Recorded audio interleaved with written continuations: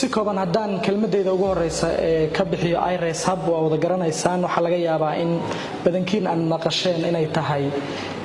xaruntii hal abuur ugu horeysa Soomaaliya 2017 laga furo magaalada Muqdisho.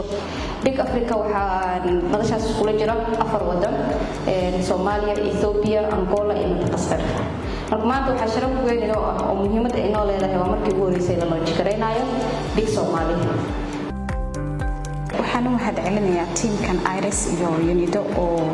fikradan aad ku wanaagsan dhalinyarada in maskaxdooda la tujiyo oo